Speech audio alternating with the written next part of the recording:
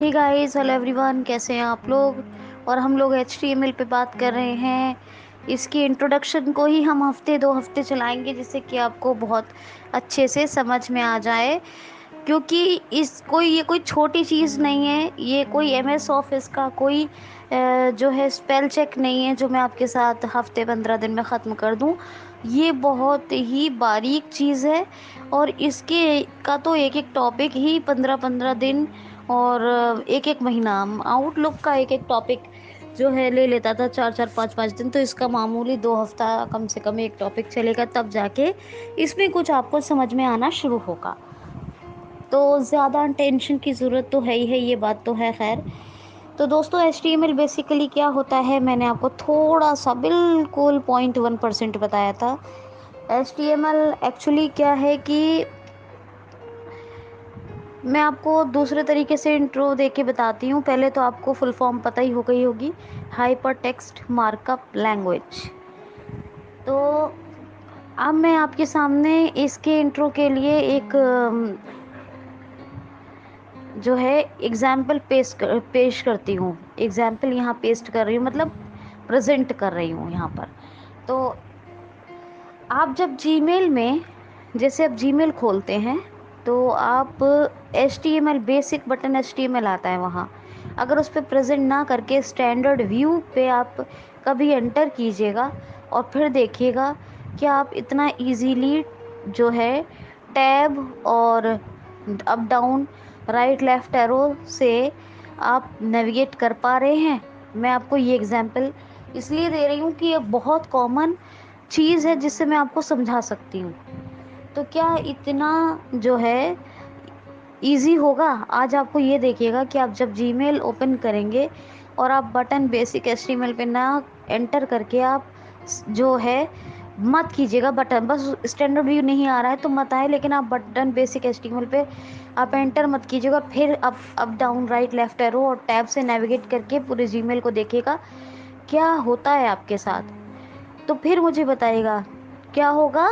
Accessibility का issue आएगा, बहुत बड़ा इशू आएगा एक्सेसिबिलिटी का। तो यही होता है HTML के मामले में। HTML में हम बहुत सारी कोडिंग डिकोडिंग करते हैं। जिस तरह एक हमारे लिए माइंड को शार्प बनाने के लिए एक सब्जेक्ट होता है रीजनिंग, इसी तरह कंप्यूटर की फील्ड में कंप्यूटर को एक्सेस बनाने के लिए और शार्प बनाने के लिए क्या होता है, HTML। जब भी बात की जाती है किसी वेबसाइट को क्रिएट करने की, किसी भी वेबसाइट को क्रिएट करने की, या किसी वेबसाइट क्रिएट तो बहुत बड़ी चीज़ हो गई, किसी वेब पेज बनाने की बात की जाती है, तो बिना HTML के काम चल ही नहीं सकता। तो बिना HTML के काम नहीं चल सकता। जब तक आप कोई वेब पेज बनाना चाहते हैं उसके लिए बेहतर ये है कि आप HTML को बहुत अच्छे से समझें और आपको HTML यूज़ बहुत अच्छे से करना आना चाहिए, क्योंकि ये मार्कअप लैंग्वेज है हाइपर टेक्स्ट की। इसमें जो है थोड़ा सा आपको समझ में आया होगा ये है क्या। तो जैसे कि मान लीजिए कोई पोर्टल में अगर हमें जाना है, उसको एक्सेस बनाना है, या उसको हमें कोई वेब पेज क्रिएट करना है, या मान लीजिए कोई भी एक्सेसिबिलिटी का इशू है, वो इसीलिए आता है क्योंकि हमारी जो है हमारा HTML यूज़ प्रॉपर नहीं होता है और वो हमारे लिए उतनी एक्सेस नहीं होती। जानते हैं वेब एक्सेसिबिलिटी आप लोगों ने सुना होगा। वेब एक्सेसिबिलिटी भी तभी शुरू होती है, उसका भी समझना तभी शुरू होता है जब आपको HTML आता हो। पुराने ज़माने में, आज तो लोग क्या है कि बहुत हाई टेक यूज़ करके थोड़ा बहुत वेब पेज क्रिएट तो कर देते हैं, लेकिन वो ब्लाइंड के लिए एक्सेसिबल नहीं हो सकता।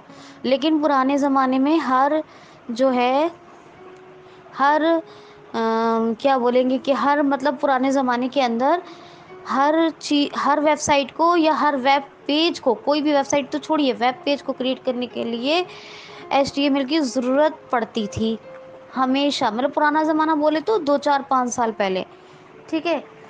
और अब जो WCAG की जो गाइडलाइन है, WCAG क्या होता है ये कल बताऊंगी मैं आपको, تو اس کی جو گائیڈ لائن ہے وہ کیا ہے کہ ہر آپ کی جو ویب سائٹ ہے اس کا جو کنٹینٹ ہے وہ ہر ایک تک پہنچنا چاہیے، وہ ہر ایک تک پہنچنا چاہیے، ہر کے لیے ایکسیسیبل ہونا چاہیے۔ تو کیا بنا ایچ ٹی ایم ایل کے یہ آپ کے لیے ایکسیسیبل ہو سکتا ہے؟ نہیں ہو سکتا نا۔ اسی لیے آپ کو hyper text mark up language کا آنا بہت ضروری ہے، کیونکہ میں نے کیا بتایا آپ کو پچھلے انٹرو کلاس میں کہ لائک اسکیلیٹر سسٹم، کسی بھی جو ہے ویب پیج، کسی بھی مطلب انٹرنیٹ کی دنیا کا یہ جو ہے کیا ہے، سب سے پہلا سیڑھی ہے ایچ ٹی ایم ایل، یہ اس کا ڈھانچہ ہے۔ اگر آپ کو یہ نہیں آتا تو پھر آپ کسی بھی ویب سائٹ کو بنانے یا پراپر یوز کرنے کے یوگے نہیں ہوں گے۔ تو کل پھر ایک انٹرو کی کلاس میں ملیں گے، آج اتنا سنیے سمجھیے، آپ کو تھوڑا بہت اندازہ ہوگا کہ ایچ ٹی ایم ایل اصل میں ہوتا کیا ہے۔ تو سنیے اور ایک ایک کلاس کو دھیان سے سنیے، اور اگر میں اچھا پڑھاتی ہوں تو آپ لوگ مجھے اپریشیٹ کیجیے، اور کچھ کمی ہوتی ہے تو میں اس سے کوشش کرتی ہوں کہ کوئی کمی نہ رہے۔ آپ لوگوں کے لیے میں بیسٹ ٹو بیسٹ ہمیشہ دیتی آئی ہوں، اور آگے بھی میری یہی کوشش رہے گی۔ Thank you so much.